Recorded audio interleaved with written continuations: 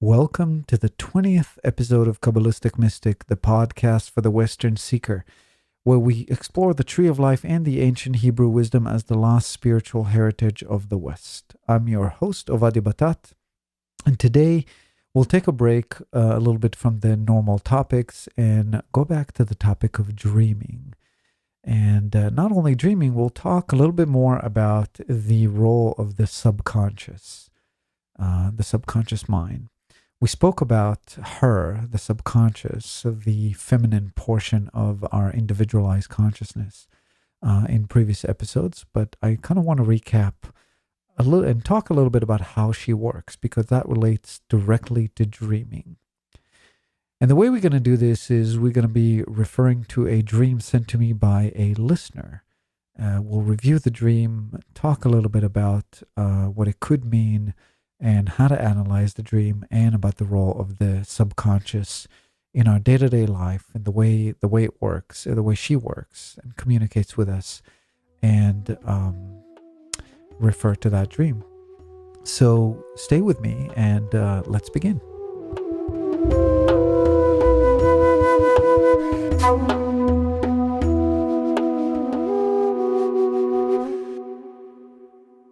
Danielle Levi, or Levi, if we were in Israel, we would say Levi, but I'm assuming it's Levi, has sent me a dream that she had. And it sounds like this dream truly impacted Danielle. And it sounds like a very, how should we say, an epic dream. So I'll describe that dream to you, not in the level of detail that she described it to me, but sort of like to get the sense of it, and we'll go from there. So in that dream, Danielle, it essentially starts as a nightmare and ends in a really good way, sort of as a blissful dream. And I have to say that already there, that's extremely unique. Usually we have nightmares, we wake up, or we have really good dreams, we wake up. But for a dream to start with a nightmare and then end in bliss, that's something that we all somewhat wishing for, right? So Danielle, I think that this is really cool, and it sounds like this dream really impacted you, and I can see why. So in the dream, Danielle is driving a truck, a big truck. She's in the driver's seat of a big truck, and she can't see anything. It sounds like it's really dark, and she's terrified because she doesn't know what lies ahead. It could be a cliff, it could be a tree, it could be another vehicle. Any moment, it sounds like she can die. And you can only imagine the sheer terror that one has in a situation like that. It sounds like she did not have a pedal, no brakes. So there's only full speed ahead. And she can't grab the steering wheel. It's too close to her, pressing on the abdomen. And she can't do anything. So a real, true loss of control. And in sheer panic, she screams. A scream comes up from deep down to her throat. And even though that she screams, no sound comes out. So right there, if we stop there, there's so much to discuss. But let's continue. So at that particular point, Danielle realizes that there is a particular presence above and beyond her that is conscious and aware of the track and the whole situation. And this realization is somewhat comforting, and the panic subsides. And only then, when the panic subsides, does then occur to her the one thing that she can do, and she turns on the headlights. It's still dark, but now she can see the road. And there's so much relief to finally see where she's going. And suddenly the night is gone and all is illuminated, and it becomes a day, like, often in dreams, something changes just like that. And so suddenly it's daytime. And actually she sees that she's an overpass, sort of like a fast road. And she sees many different roads below her. So the overpass takes a sudden and very sharp hairpin turn, and she travels back to where she came from. Then comes an exit ramp. And the truck simply disappeared, and the ramp turns into a water chute, and she slides down the chute with her arms in the air, feeling light and free, laughing with joy and immense relief, and lands safely and gently in a pool of crystal clear water. Wow, what a dream. I wish I had a dream like that. It sounds wonderful. I mean, not the beginning. The beginning sounds like horrible terror, but it ends well. So that's reaffirming. And I can only imagine and understand why, Danielle, you have chosen to share this dream with me. It sounds epic.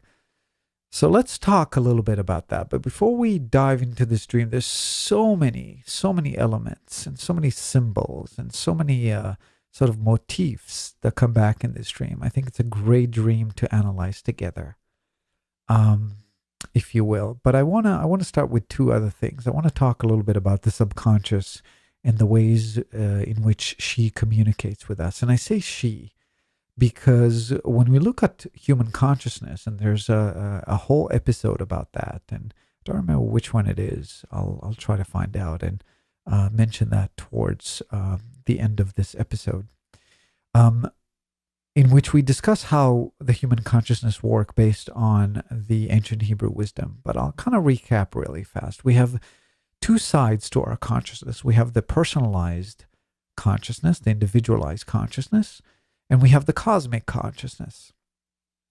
And there's a fifth part, but we're not going to go into that right now. But in general, we have the individualized part and the cosmic part. And the individualized part, as well as the cosmic part, are both divided into a masculine and a feminine part. So the masculine side in the individualized consciousness is what we call the conscious mind. And the conscious mind is everything that is aware and conscious of what is happening, and also, and that is a little bit confusing, what in psychology we call the unconscious mind, as in it's above the surface, but we're not aware. We don't have conscious awareness of it, but it is sort of, within reach of our conscious awareness. So, for example, maybe we're not aware that we're angry or that we're upset about something, but it is within reach of our conscious awareness. That is, something that we're unconscious of, but it's there. And that, according to the ancient Hebrew wisdom, is still a part of our masculine conscious mind. The feminine side of our conscious, individualized consciousness is called the subconscious, to distinguish from the unconscious mind. Freud actually said that he does not want to discuss the topic of the subconscious mind because there's no way to investigate it. There's no evidence that it exists, even though that many people have claimed that something exists that's called the subconscious, something that is more tied to our cosmic existence.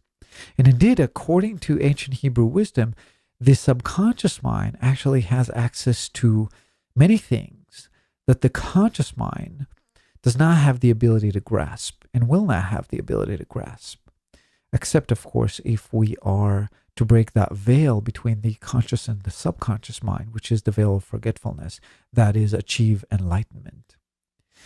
And that knowledge that the subconscious mind is privy to is our life programming, and essentially the memory of all the rest of our lives and the lessons that we're supposed to study to learn in this lifetime. That is, the subconscious is beyond the veil of forgetfulness. She is tied directly to the cosmic side of our consciousness. She has direct access to both the masculine and the feminine sides of our conscious mind. The masculine being the higher self, the feminine being the Holy Spirit, which is called in Christianity or in the New Age movement, is called Mother Nature.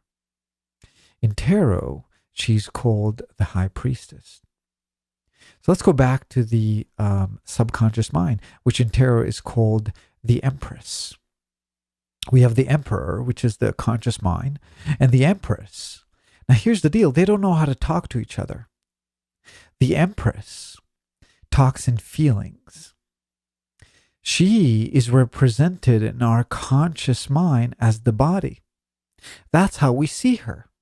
We look at our body and we think this is us, but really, this is the feminine side of our consciousness. She manifests herself into existence through a body, a vessel. She's the vessel in which we reside. And the conscious mind, the emperor, is the thinking part of the brain.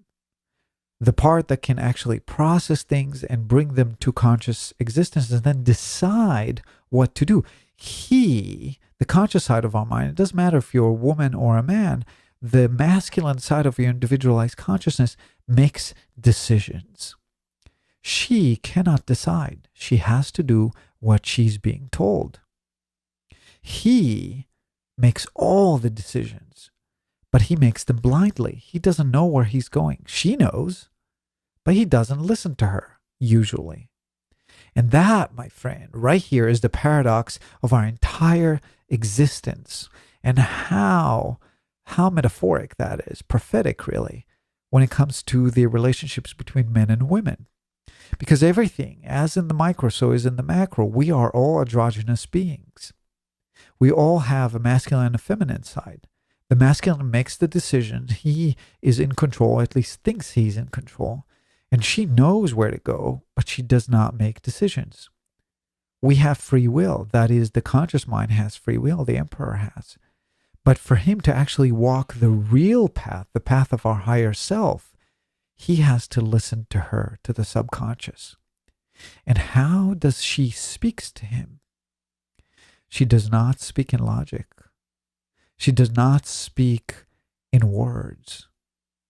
She speaks in riddles. She speaks in metaphors. She speaks in emotions. She speaks in sensations, in feelings. She speaks to us through the body. She speaks to us in dreams. And she does it really, really well, but she does it metaphorically. She cannot do it directly. She cannot tell us what to do. She cannot tell the conscious mind. When I say us, I mean the conscious part of us, the part of you that listens now and understands. She cannot talk to you directly because then she will infringe on your free will. And that is, my friends, the number one, the most important rule, the most prominent rule of our conscious existence. We cannot be infringed. And so she does it perfectly without infringing on your free will. That is, she speaks to you in metaphors. So how do we listen to her? Well, there's many ways in which she speaks to us. How? Let's talk about coincidence. There is no coincidence. There are no accidents. She can talk to us in various ways. So if you notice something that you've never noticed before, and suddenly you notice it once, twice, 3 times, that is more than likely something she's trying to tell you. And the dream, Danielle, that you've sent me is a great example. So the way the subconscious speaks to us and the way consciousness works is not only through our own existence, but through the existence of those around us. It weaves in some kind of a great intelligence that is to the chaos.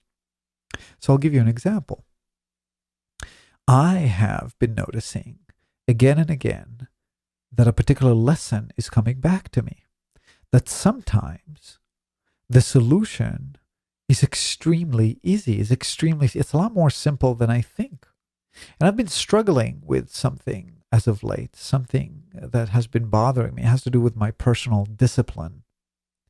And I've been really struggling with it and just like, wow, journaling about it, trying to figure out what's going on with me. Why is this happening? How come I feel like I slipped back into a reality where I just struggle? I still show up, but I struggle. And I kept getting the message. It's so simple. The solution is so simple. And when you sent me the dream, Danielle, when I read your dream, the thing that popped to me was the simplicity of the solution within your dream, the pivotal point, the tipping point from which you have started to go from a nightmare into a blissful dream. And that was the point where you decided to turn on the light. And therefore, there was I think it was the 3rd time that I got this message from the universe. It is so much simpler than you think. And here we have an example where, excuse me, where a dream of somebody else, just because it got to me in a particular time in a particular place, is actually a message to me. The subconscious can communicate to you in many, many different ways. And now one will ask and say, well, the subconscious did not communicate that to you. Danielle did. She sent you an email. Well, that is true, but the subconscious tells you what to listen to. There are many things in the dream, but nothing popped out to me, to my own conscious existence like this one did. There was a palpable difference in that particular portion of the lesson of the dream for me than any other portion of the dream. And if I'm to describe that palpable difference, it was almost as if like, oh, this is a message to me. There was almost like a visceral sensation, because remember, she speaks to us through the body. There was a visceral sensation, sort of like a light within me that was like heightened awareness and an excitement that was related to that particular portion. And immediately within my consciousness, the topic of my own issue has risen. And so it wasn't induced by my thinking mind. Then the thinking mind came and said, oh, maybe that could be also a clue for me. There was a processing, a conscious processing of that particular emotion, of that particular coincidence. And that was my conscious mind. But the initial awareness of it was not. It was quick as a light. And that is the subconscious. All right. So I'm giving that as an example of how we can listen to her. We pay attention. We listen to a particular song on the radio, and that song really speaks to us. Oh, we love that song. We'll listen to the words. What are the words saying? There is nothing that you hate, that you love. Let's speak about love. Something that you love, that you really appreciate, a food preference, a particular car type. There is nothing that you love, that you want, something that you want to buy in a store. There is nothing that you have attraction to or rejection that is not a message from your subconscious. Asking ourselves why can help us understand what is the message she is trying to tell us. It's like you sitting to the table to eat. The food will always keep coming. She communicates to you non-stop. The Song of Song, written by King Solomon, is a metaphor for the subconscious speaking to the conscious mind. The lover, the woman, is the subconscious, and the dodi, the masculine man who is the lover, is the conscious mind. And she keeps looking for him. She keeps seeking him. And he's always escaping. He's always running away. And she goes and she gets battered and she gets hurt looking for him. It's a beautiful, beautiful piece of text. Actually, the most beautiful song I've ever known in Hebrew. Unfortunately, I do not like almost any of the English translations. I do have one that I do like, and I will recommend that. But the reason I'm saying that is because listening to her is critical. And one of the ways in which she speaks to us is in dreams. This is actually a very unique time because our conscious mind is not involved in that moment. And she has the freedom to literally speak to us. We have our entire attention devoted to her. She has center stage. And we actually don't even know, most of the time, with the exception of lucid dreaming, that we're dreaming. And so we think that this is reality. And anybody, who listens to this podcast, who ever had a dream that they thought, oh my God, that felt so real, knows the power of subjective reality. What is dream? What is reality? This entire life that you're living is an illusion. Not only Hebrew mysticism and the ancient Hebrew wisdom says that. Hinduism says that. Buddhism says that. Even Christianity, if you really read the text in between the lines, says that as well. So let's go back to the dream. Danielle here describes a dream and she says in her email to me that she really thinks that this dream is from the collective unconscious, because there's a lot of elements that there's no way that her subconscious could bring up. I could not have come up with this dream consciously or by myself. Well, I just want to say something, a little bit of a clarification here, Danielle. A dream that comes from the collective subconscious, and I'm deliberately changing the words that you've written. You wrote unconscious, and I'm saying subconscious for the distinction that I've said in the beginning.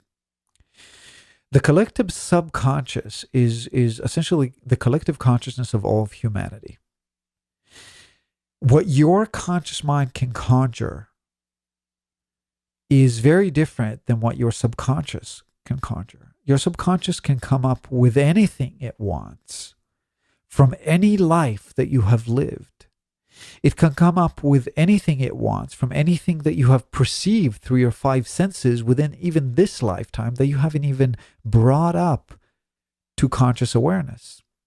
And this is a great example to show how the unconscious mind, which is a part of the conscious mind, works versus the subconscious. Let's say that you're looking at a particular scene in front of you. You're visiting France and you're at the Louvre and you're, looking at things, and your conscious mind notices a particular painting that you like and notices a man standing behind you. You feel like he's standing too close.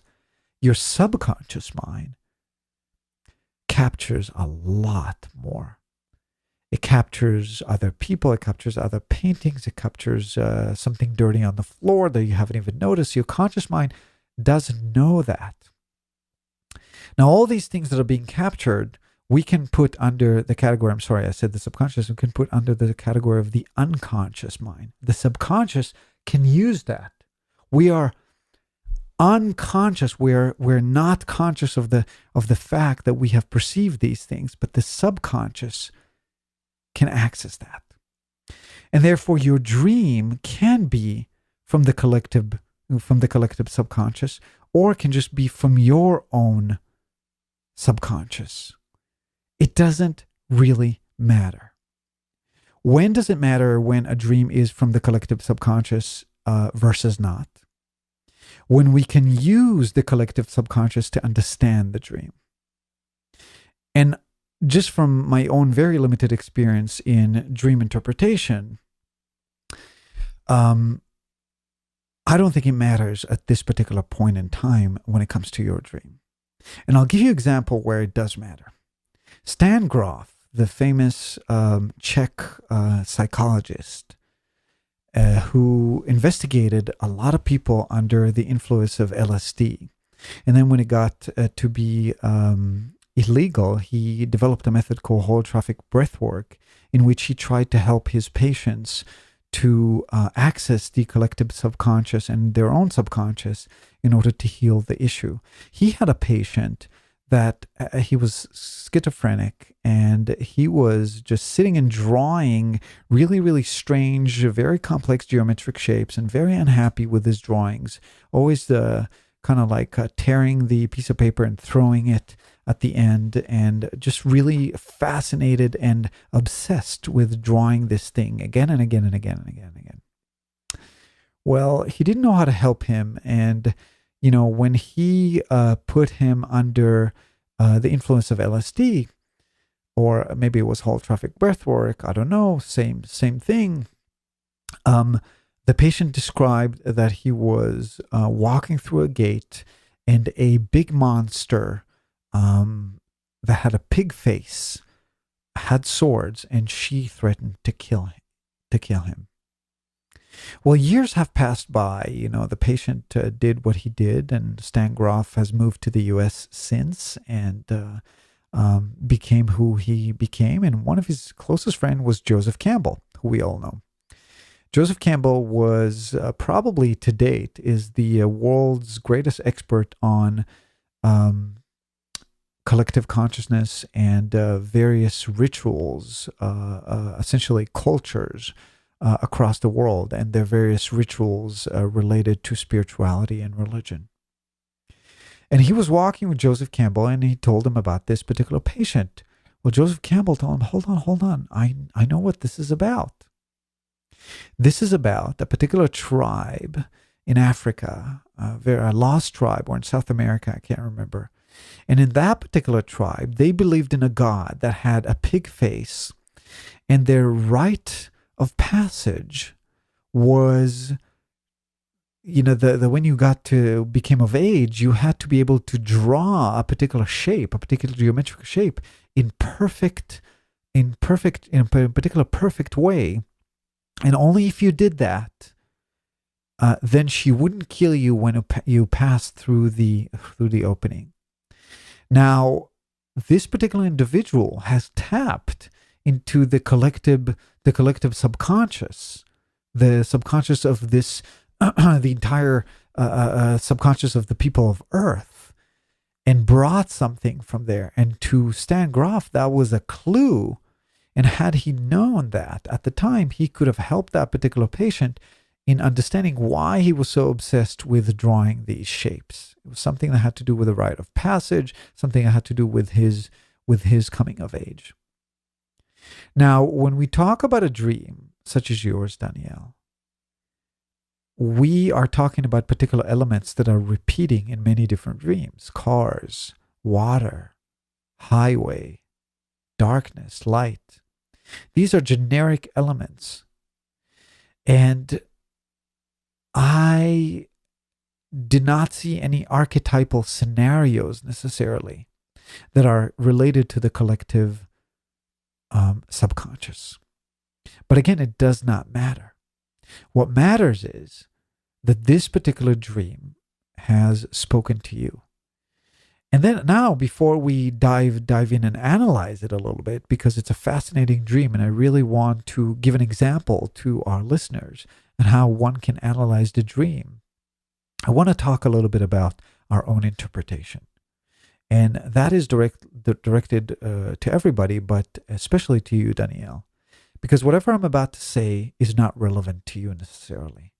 Because we are the only ones who can really interpret our own dreams. Everybody has a different pool of subjective reality, and therefore a different pool of subjective symbols that we build as we analyze our own dream.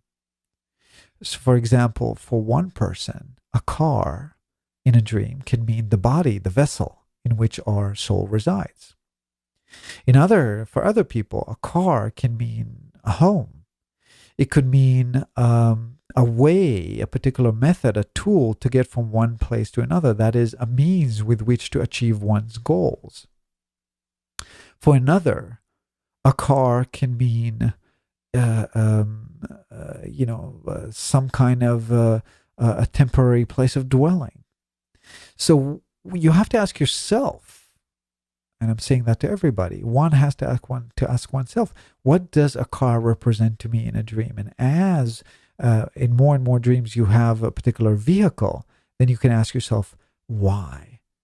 And once you decide that a vehicle represents something to you, then you can ask yourself, why was it that this type of vehicle appeared in the dream and not another? Because once you make a decision, remember, your subconscious knows that you have made that decision, right?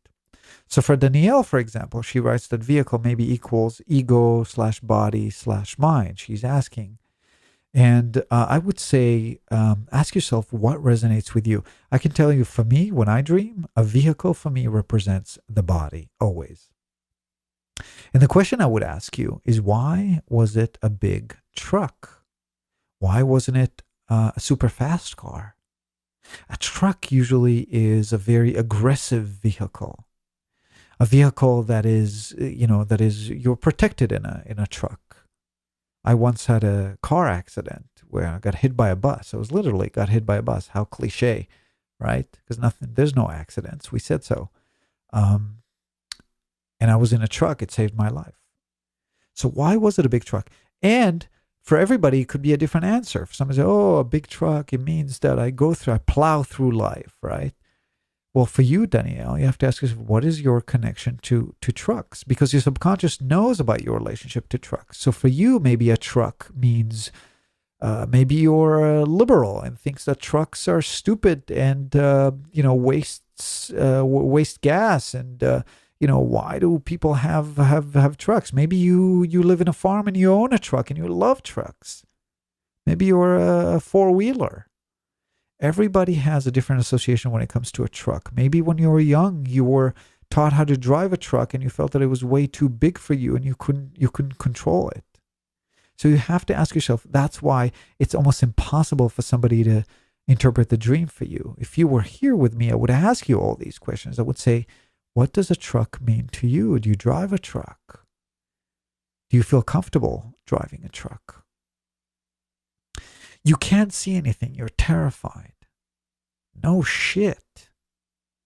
Wow, driving like that in the dark, the ultimate letting go of control. You don't even have a steering wheel. You don't have a gas pedal. You don't have any brakes.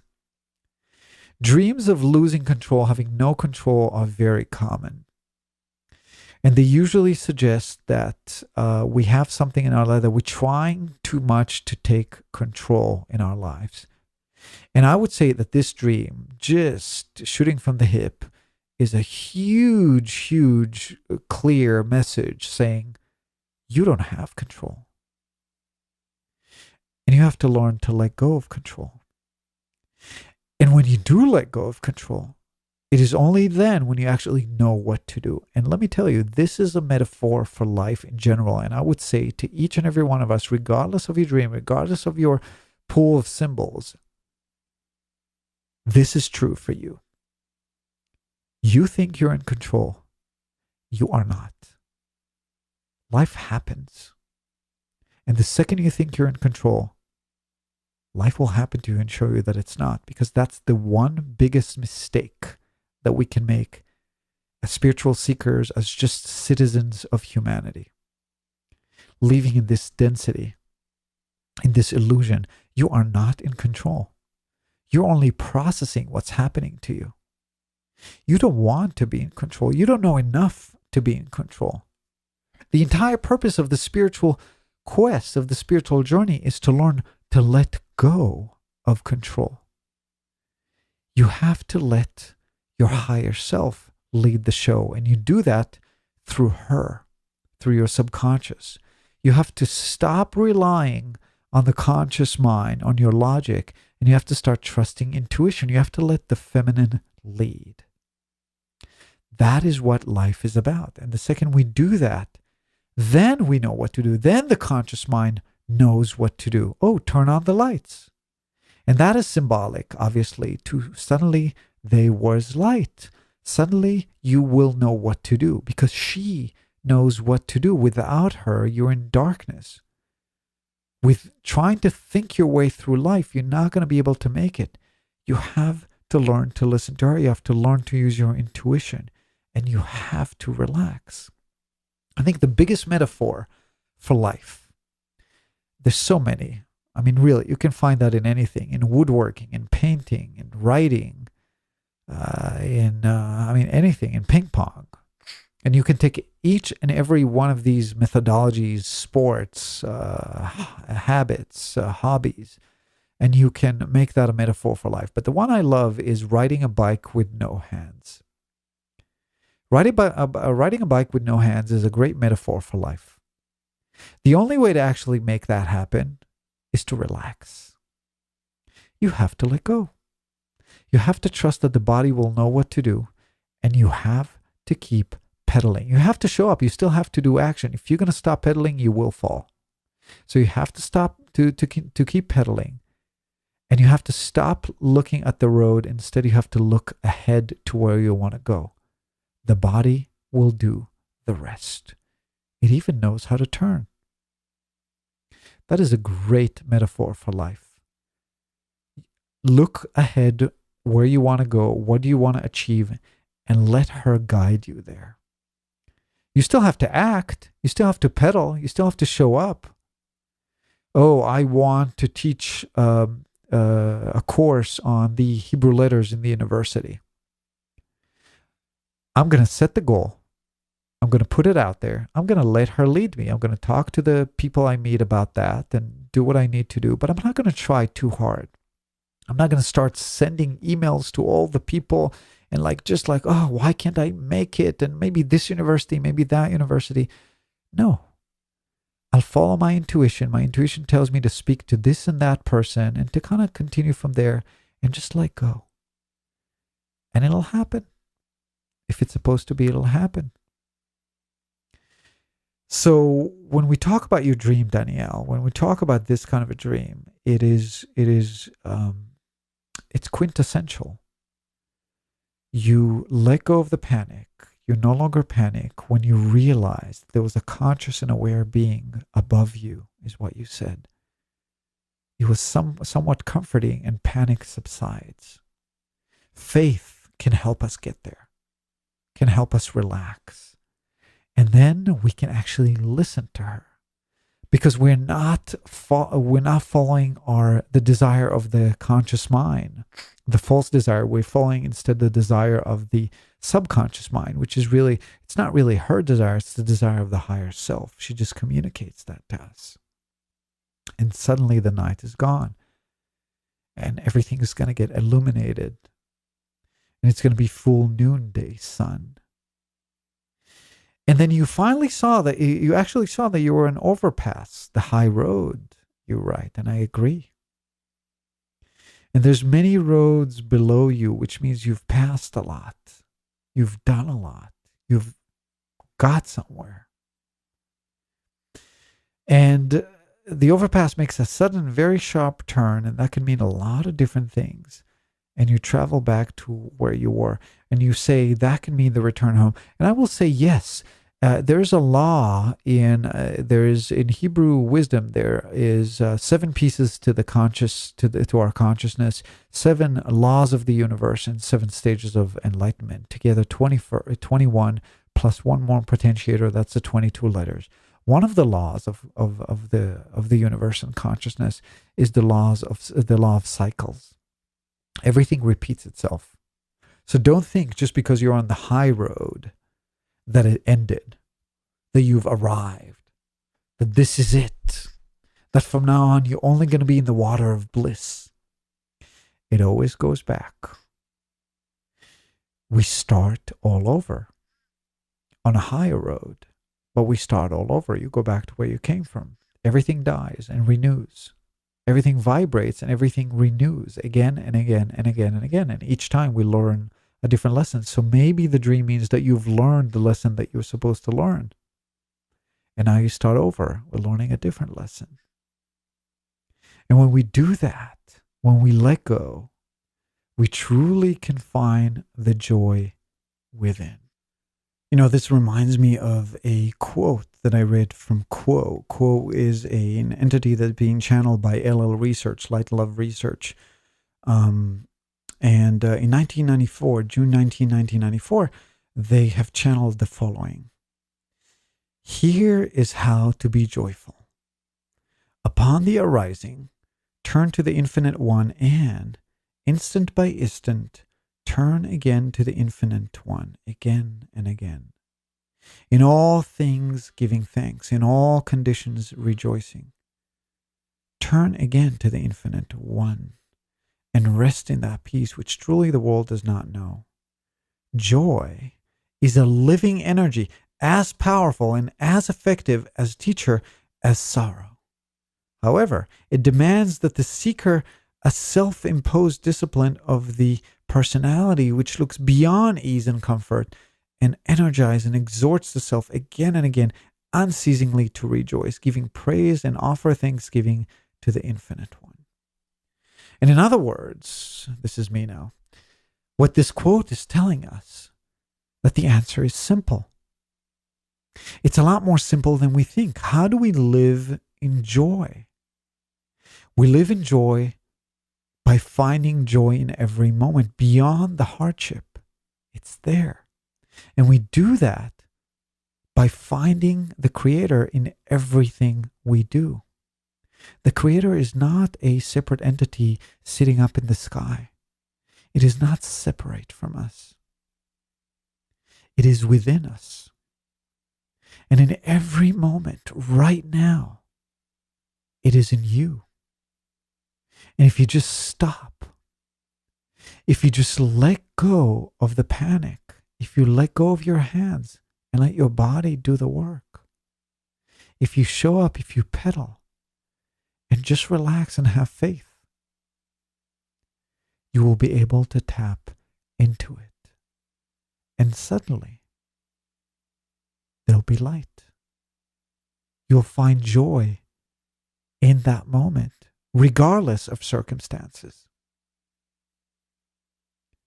All the people who have reached spiritual awakening tell us that again and again and again.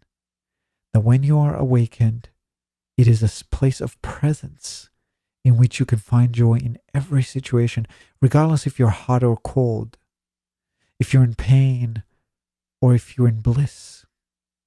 There's always this inner peace, this inner joy.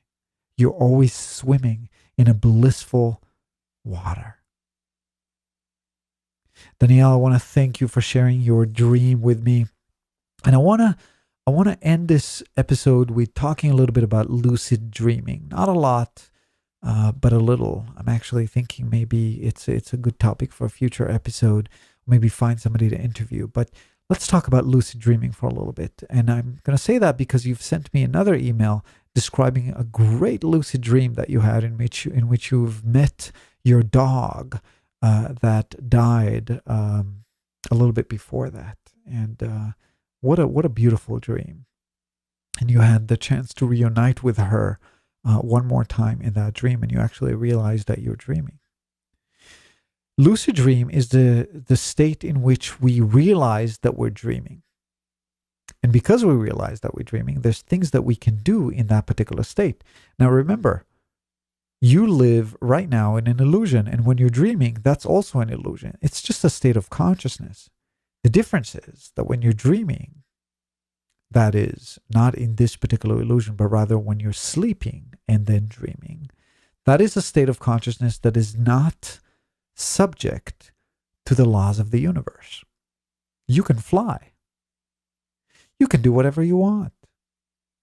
You can meet whoever you want. Or at least create in that reality whatever you want.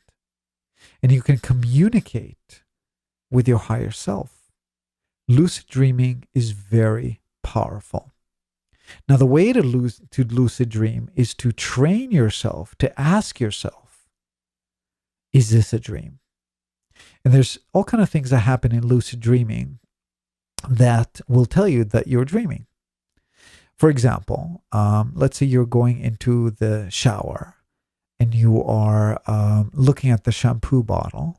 And I can't remember the name of the book. It's a book about lucid dreaming. And I'll pull it out and put it in the show notes. But it's an example from that book. So you look at the shampoo bottle and you look at the list of, ingredients. Or just look at the label. And then you look away and then look again at the shampoo bottle. If the label has changed, that's a good example. That's a good indicator that you are dreaming. Try to turn on the light or turn it off. If it doesn't turn off or it doesn't turn on, that's a great indication you're dreaming. Now do that 20 times a day. Do it in every, turn your watch upside down.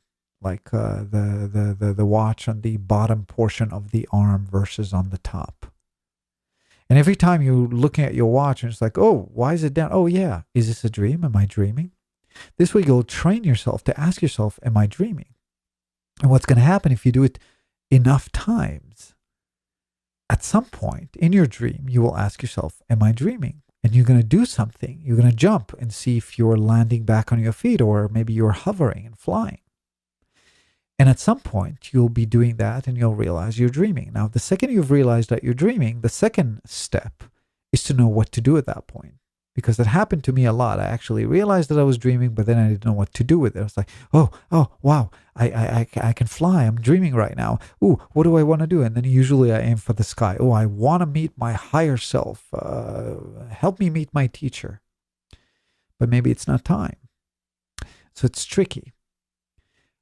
you sort of have to fall into a reality where you let her lead, because if you try to lead too much with your conscious mind that has now tapped into the dream, then it's not going to work out.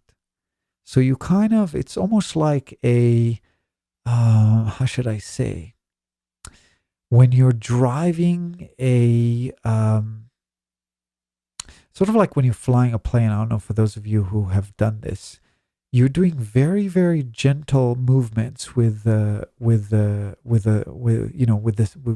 I can't remember what it's called, if you want to turn. Because if you're gonna, it's like driving a car really, really fast. If you're gonna turn the wheel really fast, you're just gonna go way off, right? It's very, very subtle movements, and you just let them flow. Same thing in the lucid dream. Just kind of take it in a particular direction and see where it goes. Very, very gentle. Oh, maybe I want to fly.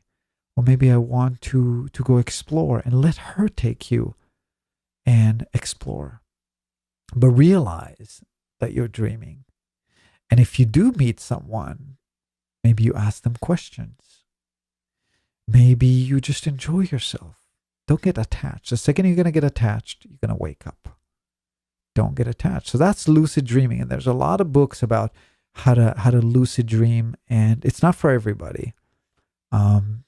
But it's an extremely powerful tool for transformation and for just enjoying yourself and becoming more familiar with the sensations of the communication with the subconscious, and how to become aware of the intuitive guidance that she is giving us.